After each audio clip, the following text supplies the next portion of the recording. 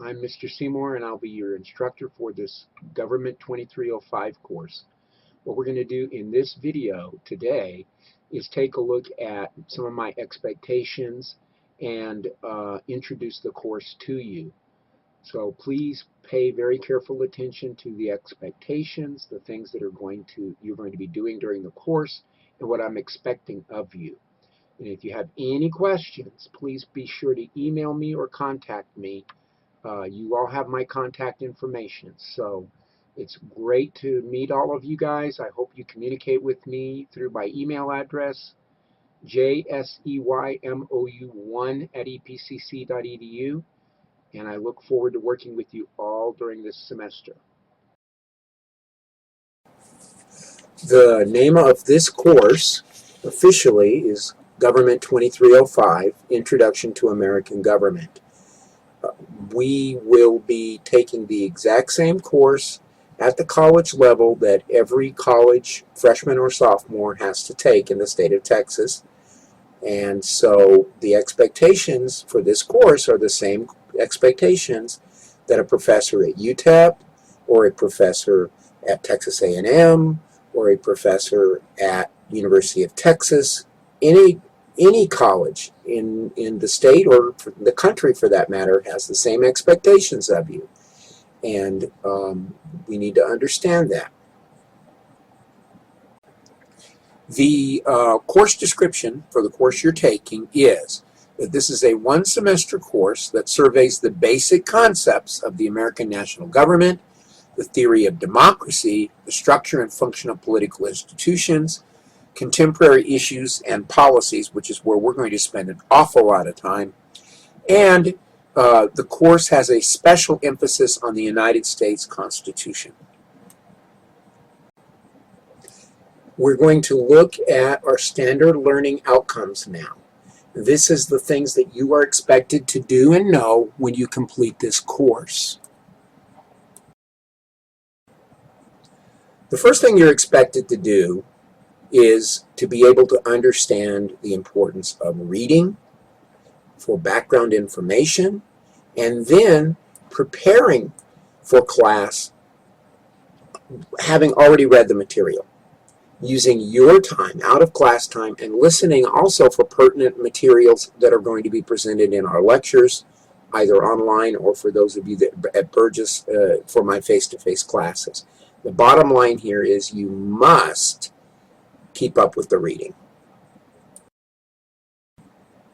Next, you should be able to express, both verbally or in writing, an understanding of the vocabulary, the political concepts that we will be discussing, an understanding of American political values, and how those values that all of us have pertain to the political system and how they drive us as consumers and participators in politics and government.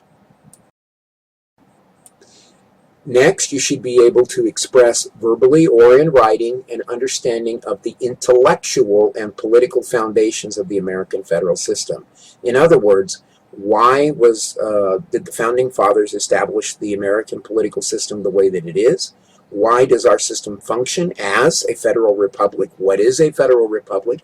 And what kind of thinking went into the design of our government, and how was it influenced by people in history? And we'll be talking about all of those things. You should be able to express, both verbally or in writing, an understanding of the major components and the structures of American government. That includes the three branches, executive, legislative, and judicial, and the processes that are used to govern.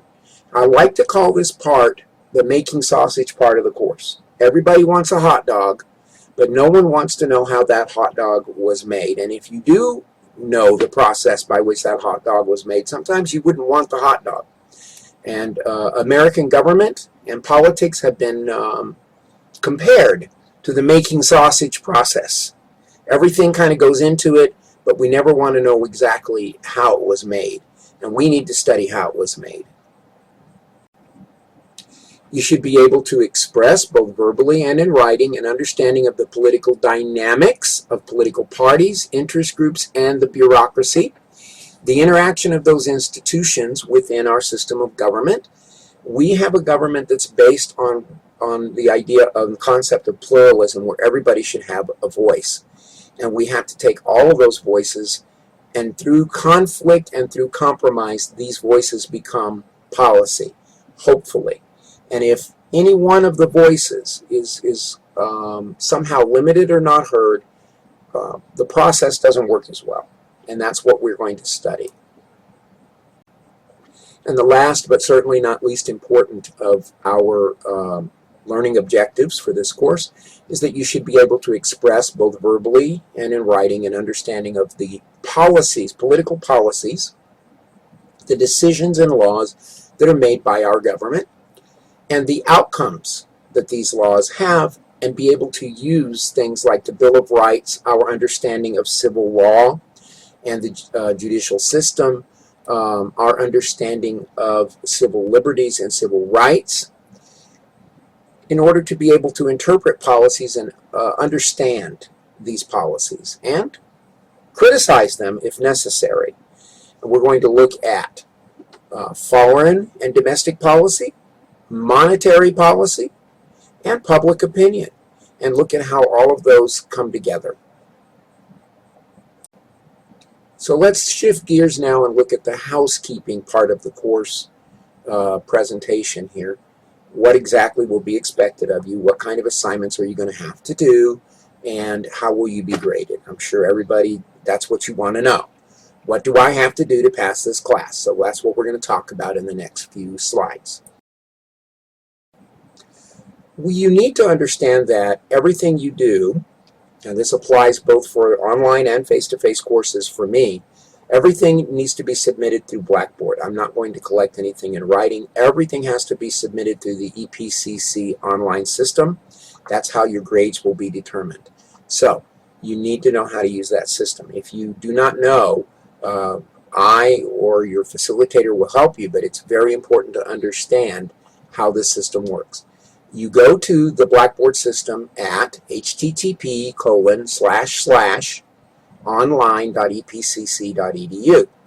and then you will log in. Your login, you will be given a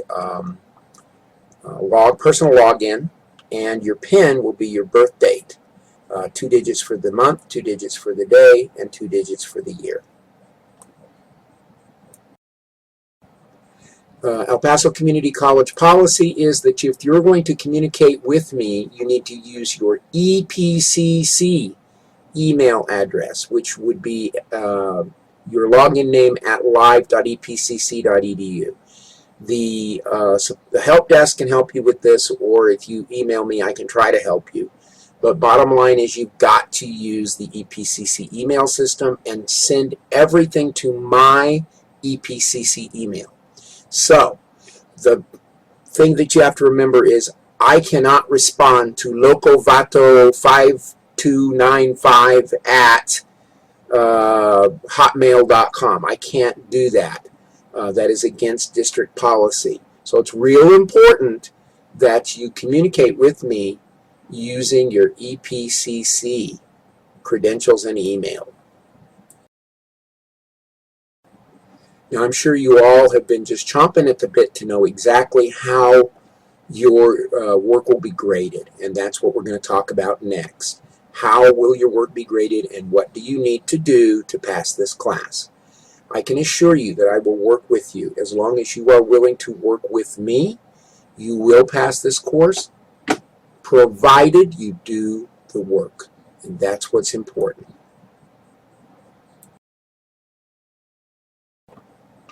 The political science and government, it's always changing. It's very dynamic. Nothing stays the same from day to day. So you must be able to keep up with current events and outside readings. Current events and outside readings are going to be done, at least one of these, every week. You will alternate. 1 week you'll be doing a current event. The next week you'll do an outside reading. You'll have about 5 outside readings and 5 current events in total. This is 30% of your grade. This is a large portion of your grade. These are about These papers are going to be about 1 page in length. The formats are given to you, again, in the homework guidelines. On the current event papers, you're going to choose an article related to some function of government. I like to use what I call the local vato rule. If the article is basically summarized as local vato hit overhead with beer bottle behind bar, that's not what I'm looking for. Sports scores, not what I'm looking for. What I want is events that are shaped by or shape government. And you will be doing this in about 5 parts. You're going to give me, first of all, where you got the article from, who the author was in the publication. Secondly, you're going to tell me what the article was about. Briefly, less than a paragraph, don't copy. The next thing you're going to do is you're going to tell me why you chose this article. What interested you about this article? Then you want to look at how the article relates to government. I want you to look back in the things we're studying and tell me this article relates to these concepts of government, and explain to me what concepts they are. And then lastly, what implications does this article show for policymakers? How will it affect politics and government? And that's the 5 parts there for the current events. For the outside readings, you're going to be given a series of usually 2 articles that you have to read. They are positions. One person will discuss an issue from one perspective, another person from the opposite perspective. It's kind of like a written debate. And you'll prepare a 1-page paper, which the format is in your homework instructions, homework guidelines. And this is called a position paper. 1 page in length, and you will basically take a position. You will develop a problem statement, tell me what the problem was or the issue that's being debated. Give me the issue roughly from both sides. Tell me what sides, what the issue was about. You're going to give me sides that, or statements that were given in the readings that support your position on this, and statements that are contrary to your position. So you take a side and you support your side and tell me why you feel that your side is correct. And that's a position paper. So the first thing we're going to do that I'm going to be grading is the online discussion questions. Whenever I give you an online lecture, even this one, you should have some questions that go along with that lecture. And that's going to be 10% of your grade, just completing the lectures and doing the little questions that will come with the lectures. So you'll see the first of these online discussions coming right here after this lecture at the end. But also, I may have some small essay questions that you're going to have to answer online as well. And if you do, I'll make sure that you know that those are going to be accompanying the slide in another part of Blackboard. You'll see them. 20% of your grade will come from interactive textbook quizzes. These are going to be online activities that you will have about 4 times during the semester, after every 2 or 3 chapters usually. The first one, I believe, is the 2nd week of September for you. These quizzes are open note and open book, but they are not open partner. So I expect that you will do your work independently. Understand also that at least 25% of these quizzes is always going to be essay. So you'll have 75 points coming out of your multiple choice, 25 points coming out of at least 1 essay question. And then another essay question will always be given to you for extra credit up to 20 points. So you could technically make 120 points on one of these quizzes. That's 20% of your calculated grade. Your midterm exam, which will be sometime in October, is not open book and open note. That one will be proctored, and it'll be a little longer, mostly multiple choice with some essay, and that's 10% of your total grade. And that should be around the 3rd week of October. Now, to me, one of the most important parts of this course is what I like to call the policy paper or the engagement paper, and you do have a choice. And I will be giving you a lot more guidance about policy or engagement paper, but the bottom line here is that you're going to be choosing a problem, a problem that you see within the community or within government about the way that people relate to government, or a problem that you feel needs to be addressed by government. And as you go through the text and as you go through the course, I want you to be able to look at that problem and ask yourself how that problem could be solved using policy. Now, that doesn't necessarily mean a law has to be made. Sometimes it means a law is taken away. Sometimes it means we do nothing. Whatever kind of governmental action that we have to take is policy. And so you'll be constructing a 5-page policy paper. In your homework guidelines that I'm posting online here on Blackboard, you will find the instructions on how to do this policy paper. You're going to do 2 parts. The first part of the policy paper is that you're going to give me a proposal sometime in October, and it's a 1-page document that tells me what you're going to do and what your problem is. And there is a format to it, and we'll look at that later on in the course. The second part, which will be due on the day of your final exam in December, is going to be the project or policy paper itself. Now, if you do an engagement paper, which means you go out in the community and do some volunteering, or you work with a community agency and you ask them what they do, that paper can be about 2 pages in length, and it has a different format. If you do a policy paper, a problem-based paper, then it's about 5 pages in length. But don't let the length of the paper scare you, because 5 pages for a policy paper is not much, I promise you. This is 20% in total of your grade, and that's pretty much 10% going to the proposal and 10% going to the paper. But remember this, if you don't do that paper, your grade will definitely be suffering, and it's got to be done by December. All right, so we've gone to that part. All right, the last assignment that you'll be doing will be your final exam, which is scheduled in December, the week of, I believe, the 16th, somewhere in that neighborhood. You'll see it in the syllabus. The final exam is 10% of your total grade for the course.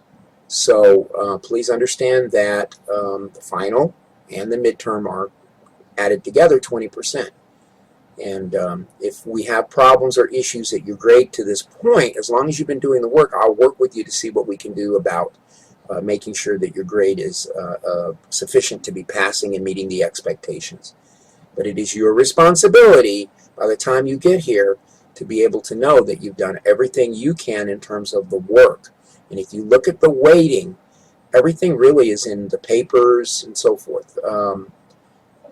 Yes, the quizzes are a total of 40%, the quizzes and exams, 40%. The other 60% of the grade is coming from your daily work.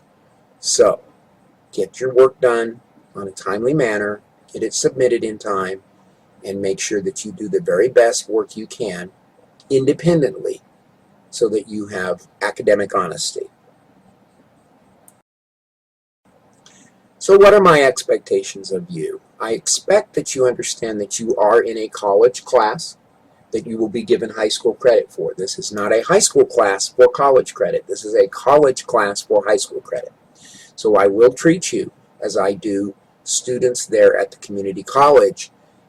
You are responsible for your work, and you have to take responsibility for doing the lessons and doing the reading. Okay, so what you can expect from me is that I will work with you to help you accomplish your goal of passing this class, but you must meet me halfway. So as I said previously, remember, dual credit means you are taking a college level course for high school credit, not a high school course for college credit.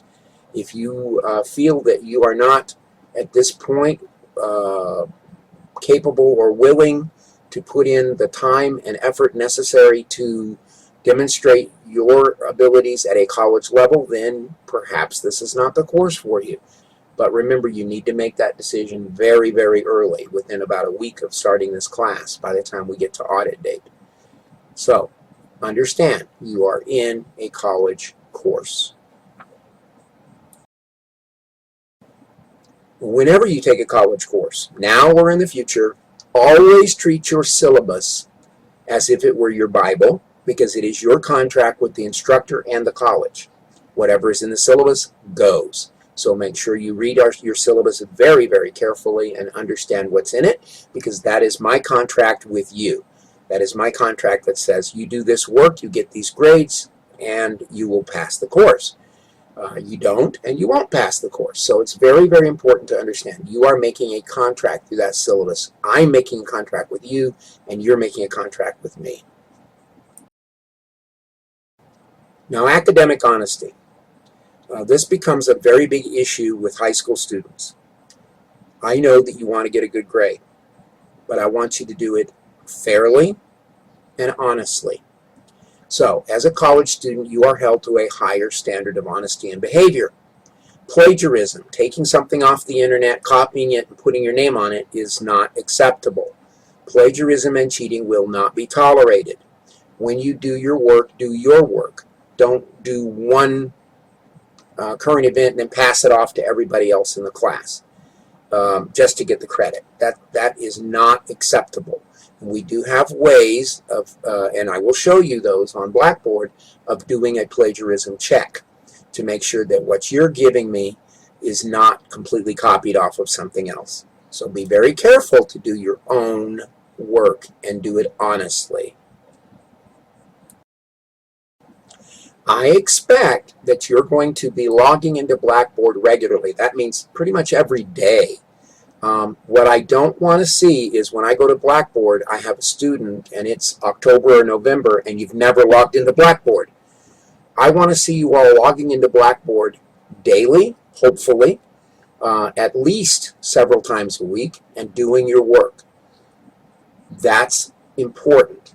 Log into Blackboard, keep up with the instructions, do your work.